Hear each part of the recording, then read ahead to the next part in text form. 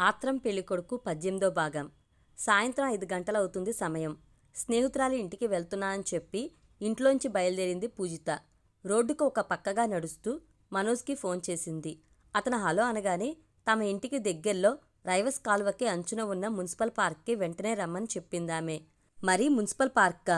ఇంకొంచెం మంచి పార్క్కి వెళ్దాం అని గునుస్తూ అన్నాడు మనోజ్. వస్తేరా, రానంటే చెప్పు, నేను ఇంటికి వెళ్ళిపోతాను అందామె నిర్లక్ష్యంగా. నీ టైం అలా ఉంది, వస్తాలే అన్నాడతను. సరే అని నవ్వుకుంటూ ఫోన్ కట్ చేసింది పూజిత. నిదానంగా నడుస్తూ పార్క్కి వెళ్లేసరికి అప్పటికే అక్కడ మనోజ్ ఆమె కోసం ఎదురు చూస్తూ కనిపించాడు. ఆశ్చర్యంగా అతని వంక చూస్తూ, ఏంటి ఎప్పుడు రమ్మంటానా అని మా ఇంటి చుట్టూ కాపలా తిరుగుతున్నావా? ఇలా చెప్పానో లేదో అలా వచ్చేసావు అందామె.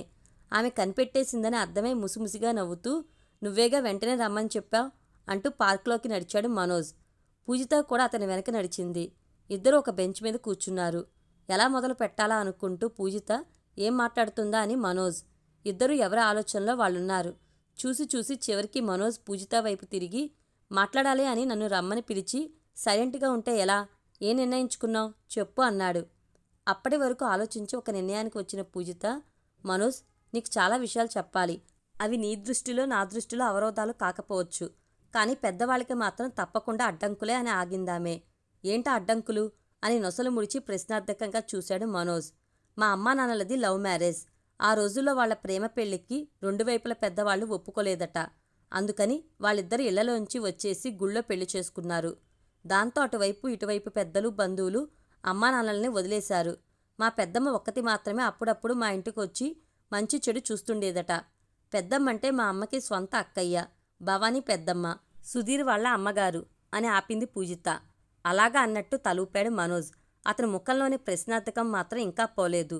పూజిత తనకి ఫోన్ చేసి పిలిచిందంటే తన ప్రేమను ఒప్పుకుందని, తనతో పెళ్లికి సరే అంటుందని, దాని గురించి మాట్లాడడానికే రమ్మందని, ఇలా ఏవేవో ఊహించుకుని వచ్చాడు మనోజ్.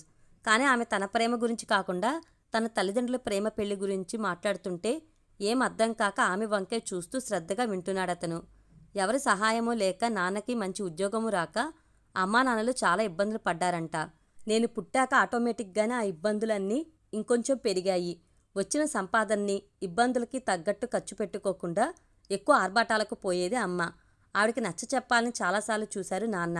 అలాంటప్పుడు ఇంట్లో పెద్ద యుద్ధమే జరిగేది. ఇప్పుడు తలుచుకుంటే ఏదోగా ఉంటుంది గాని ఆ టైంలో నేను అమ్మ పక్షమే. ఎక్కువ డబ్బు సంపాదించొచ్చు కదా నాన్న అని నాన్నతో చెప్పేదాన్ని అంటుంటే పూజిత గొంతు రుద్ధమయ్యింది. నమ్మశక్యం కాని కొత్త విషయాన్ని వింటున్నట్టుగా కళ్ళు విప్పాచి చూశాడు మనోజ్. ఆ రోజులు ఇప్పటికీ నన్ను వెంటాడుతూనే ఉంటాయి మనోజ్. అమ్మా నాన్నలకి పెద్ద పెద్ద గొడవలు జరిగేవి. వాళ్ళు గొడవ పడిన రోజే ఉండేది కాదు. చివరికి ప్రతి గొడవలోనూ అమ్మే గెలిచేది. అటు పుట్టింటికి వెళ్ళలేను, ఇటు నాకు నచ్చినట్టు బతకలేను, నేను చస్తాను అని బెదిరించేది అమ్మ. అది గొడవకి ముగింపు. అమ్మ అలా అనగానే నాన్న గొడవ పడ్డం ఆపేసి అమ్మని బతిమాలేవారు, బుజ్జగించేవారు. కానీ అలా బెదిరించి బెదిరించి అమ్మ నిజంగానే ఆత్మహత్య చేసుకుంది. మా మనశ్శాంతిని చంపి వెళ్ళిపోయింది అని చెప్తుంటే పూజిత కళ్ళల్లో గిర్రును నీళ్లు తిరిగాయి. హఠాత్తుగా పూజిత గొంతులో వచ్చిన మార్పుకి ఆమె బాధపడుతుందని అర్థమై ఆమెను ఎలా ఓదార్చాలో తెలియక ఆమె భుజం చుట్టూ చెయ్యేసి దగ్గరికి తీసుకున్నాడు మనోజ్. సున్నితంగా అతని చెయ్యి విడిపించుకుని దూరం జరుగుతుంటే, పూజిత, ఎప్పుడో జరిగిపోయిన దానికి ఇప్పుడు బాధపడ్డం ఎందుకు, ఊరుకో అని ప్రేమగా అన్నాడతను. ఆమె తల ఊపి, ఇది ఎప్పుడో జరిగిపోయిందే మనోజ్, కానీ ప్రతిరోజు మమ్మల్ని వెంటాడేది. బలవన్మన్నంతో పడ్డ అమ్మ బాధ ఆ కొన్ని క్షణాలే, కానీ ఆవిడ మాకు జీవితాంతపు నరకాన్ని మిగిల్చింది. తన చావుకి నాన్నే కారణమని చనిపోతూ మా పెద్దమ్మాళ్ళకి ఒక ఉత్తరం రాసి మరీ చనిపోయింది అని చెప్తుంటే ఆ ఉత్తరం చుట్టూ జరిగిన సంఘటనలన్నీ గుర్తుకు వచ్చి పూజితకి కన్నీళ్ళు ఆగలేదు. పూజిత దుఃఖాన్ని చూస్తుంటే మనోజ్కి ఏం చేయాలో తోచట్లేదు. ఆ రోజు నన్ను పెళ్లి చేసుకోకపోతే చచ్చిపోతాను అన్నప్పుడు పూజిత కోపంగా వచ్చి తన పీకను ఎందుకు పట్టుకుందో ఇప్పుడు అర్థమైంది మనోజ్కి. అమ్మ వ్రాసిన ఉత్తరాన్ని పట్టుకుని అందరూ నాన్నని హంతకుళ్లా చూశారు. పెద్దమ్మ వాళ్ళు నన్ను వాళ్ళ ఇంటికి వచ్చేయమన్నారు. నేను నాన్నని వదిలి రానన్నాను. అప్పటినుండి వాళ్ళు మాకు దూరమైపోయారు అని ఆగి, అందుకే మనోజ్, పెద్దవాళ్ళ ఇష్టానికి వ్యతిరేకంగా పెళ్లి చేసుకోవడం నాకు ఇష్టం లేదు అంటూ ఇంకా ఏదో చెప్పబోయిందామె. అప్పటి వరకు ఓపిగ్గా విన్న మనోజ్ అసంపూర్తి మాటలు వింటూనే ఉలిక్కిపడ్డాడు. వెంటనే ఆదుర్దాగా చూస్తూ, అంటే నా ప్రేమని రిజెక్ట్ చేస్తున్నావా? నన్ను పెళ్లి చేసుకోవా అని కంగారుగా అడిగాడు. అతని ఆతృతకి విస్తుపోతూ, నీకేమన్నా తిక్క? చెప్పేదాన్ని పూర్తిగా వినకుండా రివర్స్లో అర్థం చేసుకుంటావేంటి అంది పూజిత. ఈసారి రెట్టింపు ఉలిక్కిపడుతూ, అంటే రివర్స్లో అంటే నేనంటే నీకు ఇష్టమేనా అని ఈసారి హుషారుగా అడిగాడు మనోజ్. అతని ఆనందాన్ని అబ్బురంగా చూస్తూ, ఏ ఆత్రం, చెప్పేది పూర్తిగా విను అని ముసిముసిగా నవ్వింది పూజిత. అతను నవ్వుతూ పూజితకి దగ్గరగా జరిగి, చెప్పు చెప్పు అని ఉత్సాహంగా అన్నాడు. రేపు నా పుట్టినరోజు అంటూ ఆమె ఇంకా చెప్పబోతుంటే మనోజ్ సంభ్రమంగా, అవునా, అడ్వాన్స్ హ్యాపీ బర్త్డే అన్నాడు. ఇప్పుడు కాదు, రేపు వచ్చి చెప్పు అందామె. ఆమె మాటలకి ఉబ్బి తబ్బిబ్బవుతూ, ఎక్కడ కలుద్దాం అని మళ్ళీ అడిగాడు మనోజ్.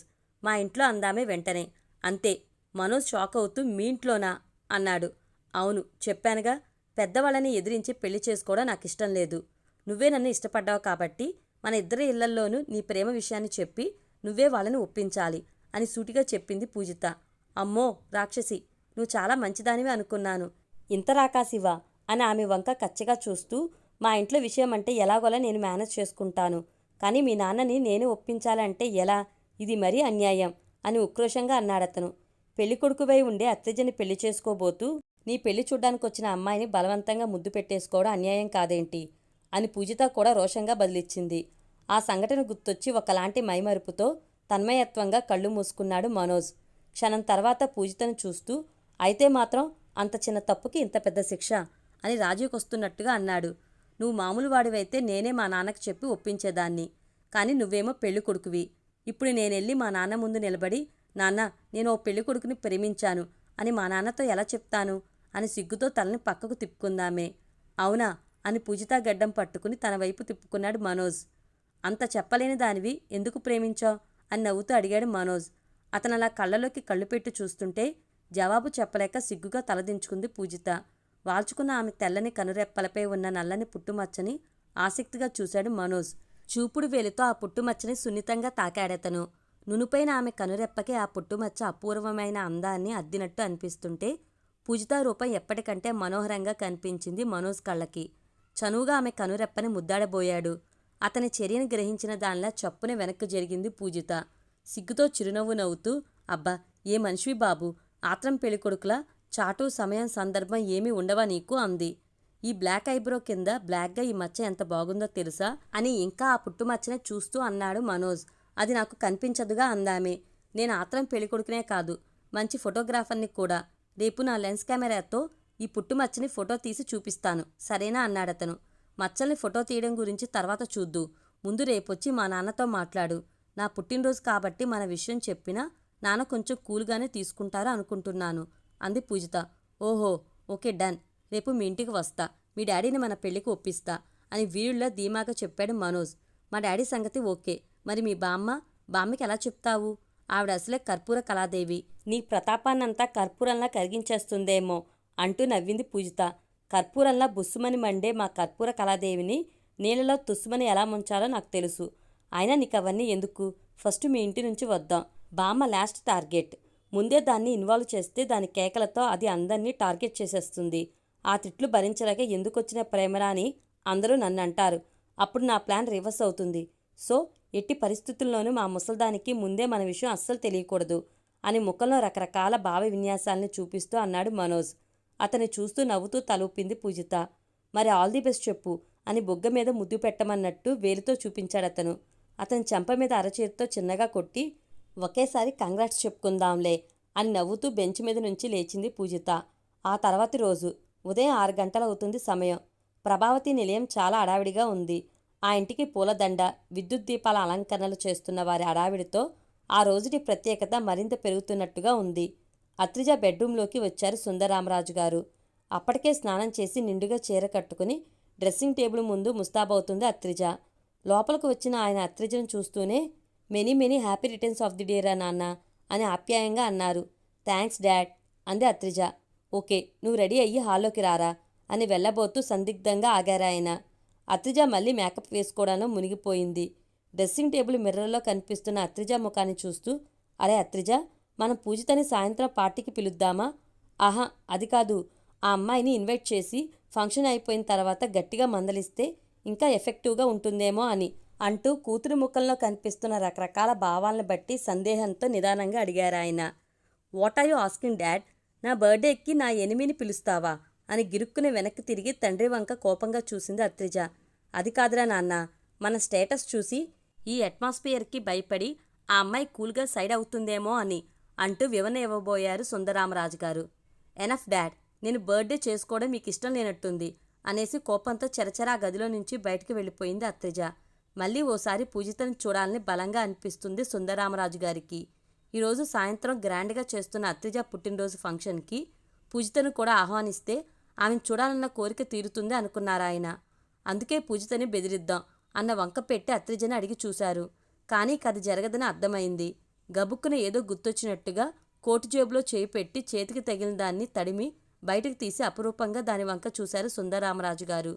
నలిగి నల్లబారిన ఆ ఫోటోని చూస్తుంటే ఏవేవో జ్ఞాపకాలు ఆయనలో ముసురుకుంటున్నాయి.